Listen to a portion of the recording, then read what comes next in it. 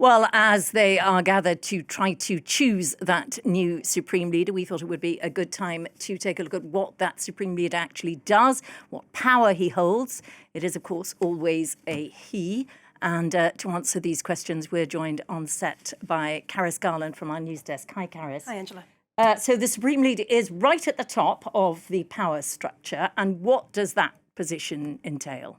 Right, so the Supreme Leader, as you can imagine, oversees kind of the virtually all functions of government, either directly or indirectly. It's a post that was created in 1979 with the formation of the Islamic Republic, and it kind of represents the Islamic part of the Islamic Republic. The constitution is based on this concept of granting a cleric who is tasked with interpreting Sharia or divine Islamic law with this role. So this was the vision of the first Supreme Leader, Ayatollah Ali Khamenei. So, it's worth noting that the first two leaders, the Supreme Leaders, were both called Ayatollahs. This title reflects a clerical rank, not actually a political position. But as we heard in that report earlier by Antonia, the Supreme Leader is elected by this assembly of experts, currently 88 members, who are directly elected by the public every 8 years, and their sole purpose is choosing the Supreme Leader and also ensuring that he remains qualified to lead, even though the Assembly of Experts has never publicly challenged any of the Supreme Leader's decisions. But let's look at what powers and duties the Supreme Leader has. As you can see, they're very wide-ranging. Overall, the Supreme Leader determines the political direction of the government. He commands the armed forces as well as the all-powerful Iranian Revolutionary Guard Corps. And it's worth noting that Iran is actually the only state in which the executive branch, or the president, doesn't control the armed forces. Here it's the Supreme Leader. So he can declare war or peace. And he can appoint or dismiss a range of officials, including the head of the judiciary, the head of the state broadcasting agency, the commander-in-chief of the Revolutionary Guard Corps, and 6 of the 12 members of the Council of Guardians. So that's another body which we will come back to.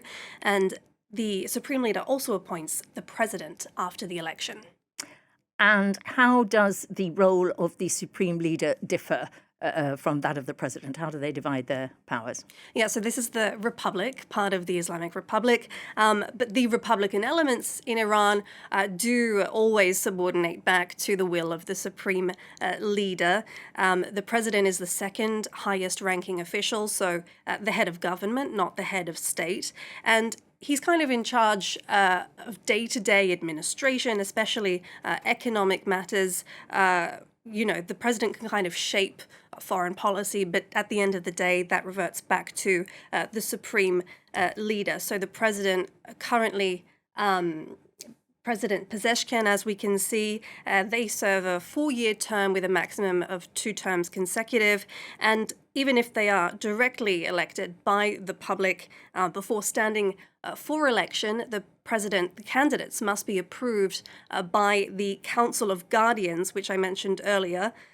And that body, which, 6 of the members are directly appointed by the Supreme Leader. The other 6 are recommended by the head of the judiciary, again, appointed by the Supreme Leader, and then they are approved by Parliament. So even then, we can kind of see how the Supreme Leader has final say in everything, because, even if it's not direct, it's indirect. The Supreme Leader appoints these members of the 6 members of the Council of Guardians, and the Council of Guardians also approve the members of the Assembly of Experts that chooses the Supreme Leader. So you can see how this, all of these branches of government, the judicial power, is controlled back to the Supreme Leader.